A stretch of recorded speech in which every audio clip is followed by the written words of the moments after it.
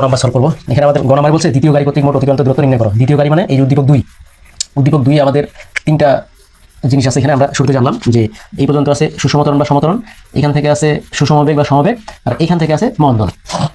শুধু একটা সূত্রের মাধ্যমে আমরা সলভ করব, সেটা হচ্ছে s = u+v/2 * t। কিন্তু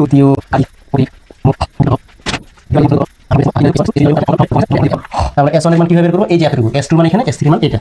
তো আমরা শুরুতে s1 এর মানটাতে যখন নির্ণয় করবো তখন আমাদের সময় কত? আমরা দেখবো যে 0 থেকে 15 সেকেন্ড এ অতিক্রান্ত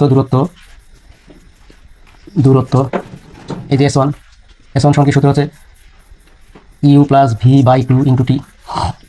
এখন দেখো আমরা এই যে কি নির্ণয় করবো, এই যে এতটুকুতে যেটা সুষমতরণ হয়েছে, এখানে আমাদের আদিবেগ কত? 0, আদিবেগ 0, ms * 1, আমাদের শেষ বেগ এখানে 6, v 6, ms * 1, t আমাদের কত? টিটা মনে রাখবা যে আমাদের এখানে যে শেষ সময়টা আছে সেটাতে আদি সময়টা থেকে আমাদের বিয়োগ দিব, এটা হচ্ছে আমাদের 15 সেকেন্ড। তো এই মানটা আমরা বসাই দিব। এখন দেখো আদিবেগ কত? আদিবেগ হচ্ছে 0, শেষ বেগ হচ্ছে 6 এবং ভাগ 2 * t, টির মান হচ্ছে 15।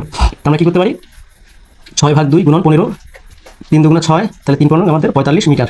আমাদের s1 হচ্ছে 45 মিটার। এবার লিখে আমরা কি লিখতে পারি? সমতরণ শেষ বেগ, সমবেগ বা সুষমবেগ আমাদের এখান থেকে কত সেকেন্ড? যে 15 থেকে 25 সেকেন্ড। আমরা লিখতে পারি যে আবার 15 থেকে 25 সেকেন্ড এ অতিক্রান্ত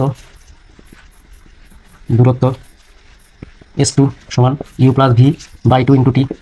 এখানে দেখো আমাদের সাইড নোটে কি লিখতে পারি আমরা? এখানে তো আদিবেগ 6, শেষ বেগ 6, তাহলে u6 শেষ বেগ 6 এবং সময়টা আমরা কি লিখতে পারি? সময়টা লিখতে পারি 25 - 15, 25 - 15 সমান 10 সেকেন্ড।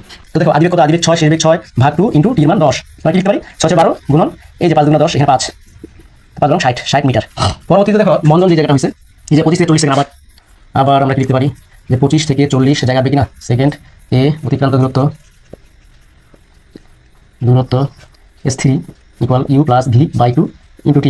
তো আমরা সাইড নোট লিখতে পারি? সাইড নোট লিখতে পারি আদিবেগ 6, শেষ বেগ 0, আদিবেগ 6, ms * 1, শেষ বেগ 0, ms * 1 যেহেতু মন্দন হয়েছে, মন্দন মানে 0, আর সময়টা ধরতে পারি 40 - 25, t হচ্ছে 40 - 25 সমান 15 সেকেন্ড। মানগুলো বসাই দিই। আদিবেগ কত? 6, শেষ বেগ কত? 0/2 * t, টির মান হচ্ছে 15।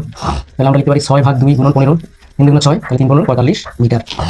তো এবার আসো যে আমরা s1 s2, এই যে s1 এটা কি s3 মান, এটা হচ্ছে s2 এর মান, এটা হচ্ছে s1 এর মান। তো আমরা দেখো এই যে s1 s2 s3 এর মানটা যদি আমরা এক নং সমীকরণে বসাই তাহলে আমাদের মানটা কি হবে তোমরা উঠাই নিতে পারো। তো আমরা তোমার শুরুতে উঠাই নিবা, তাহলে ঝামেলা থাকবে না। এখন আমরা এই তিনটা মান যদি আমরা এখানে বসাই দিই, একটু আমি মুছে দিতে হবে এটা যেহেতু জায়গা শর্ট আমার। এখন দেখো এই তিনটা মান আমরা এক জায়গায় বসাই দিব। আমাদের s1 এর মান হচ্ছে 45, s2 এর মান হচ্ছে 60 আর s3 এর মান হচ্ছে 45। তাহলে আমাদের টোটাল হবে কত? আমাদের টোটাল হচ্ছে 150 মিটার।